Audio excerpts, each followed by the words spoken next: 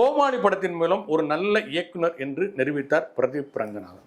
அப்புறம் நடிகராக மாறி லவ் ஸ்டோரி, டிராகன் ஆகிய படங்களில் ஒரு நல்ல நடிகராகவும் தன்னை ப்ரூவ் பண்ணார். இப்போ 3வது படமாக டியூட் வந்திருக்கு. இந்த 3வது படமும் அவருக்கு வெற்றி படமாக அமைந்து நடிப்பை பொறுத்தவரையில் ஒரு ஹாட்ரிக் படமாக அமைஞ்சிருக்கு. அவர் கொஞ்சம் தனுஷ் மாதிரி இருக்காரு, கொஞ்சம் பிரபுதேவா சாயல் இருக்கு அப்படிங்கிற உருவ விமர்சனங்கள் இருந்தால் கூட தான் தேர்ந்தெடுத்துக்கிற படம் அதில் தனக்கான கேரக்டர் என்பதில் மிகச் சரியான புரிதல் இருக்கிறதுனால இந்த ஒரு உறுத்தலோ ஒரு என்னையா இவன் போய் இந்த கேரக்டர் நடிக்கிறான் அப்படிங்கிற மாதிரி எந்த இதுவுமே இல்லாத அளவுக்கு பிரமாதமான படமாக இந்த படம் டியூட்டும் அமைஞ்சிருக்கு. மமிதா பைஜியின் ஹீரோ சரத்குமார் வந்து ஒரு முக்கியமான வில்லன் சொல்ல முடியாது, நெகட்டிவ் ஷேட் உள்ள ஒரு கேரக்டர் நடிச்சிருக்காரு. கோமாளி படத்தின் மூலம் சிறந்த இயக்குனராக பெயர் பெற்றவர் பிரதீப் ரங்கநாதன்.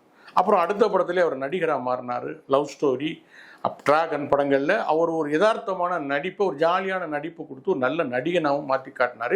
இப்போ 3வது வந்திருக்கிற படம் டியூட். இதுலேயும் முந்தைய படங்கள் மாதிரியான கேரக்டர் தான் நடிச்சிருந்தா கூட இது அவருக்கு ஒரு ஹாட்ரிக் வெற்றி படமாக அமைஞ்சிருக்கு. படத்தோட கதை என்னென்னு பார்த்தீங்கன்னா, பிரதீப் ரங்கநாதோட மாமா தான் சரத்குமார், தாய் மாமன் தான் சரத்குமார், அவருடைய மக தான் மமிதா பைஜு.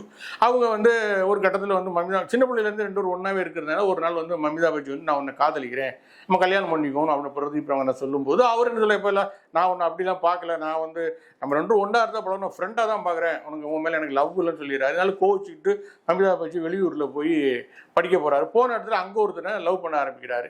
அவர் போன பிறகு தான் பிரதீப் ரங்கநாத் காதலோட அருமை தெரியுது. ஆகா, மிஸ் பண்ணிட்டோமே அவளை அப்படின்னு மாமா கிட்ட போய் சொல்கிறாரு. மாமா எனக்கு உங்கள் மகளை பிடிச்சிருக்கு, கல்யாணம் பண்ணி வைங்கிறாரு. உடனே சரத்குமாருக்கும் சந்தோஷம், ஏன்னா அவர் ஜாதி பார்க்குறவர், ஜாதிக்காரன் தங்கச்சி மகன் அப்படின்னு சொல்லிட்டு அவசரமாக கல்யாணம் பண்ணுறாரு. கல்யாணம் பண்ணதுக்கு பிறகு தான் தெரியுது இவன் இன்னொருத்தனை காதலிச்சதும் அவனுக்கு கர்ப்பமாயிருப்பதும் பின்னாடி தான் தெரியுது. இதற்கு அப்புறம் என்ன நடக்குது அப்படிங்கிறத இந்த படத்தில் சொல்ல வர்ற கதை.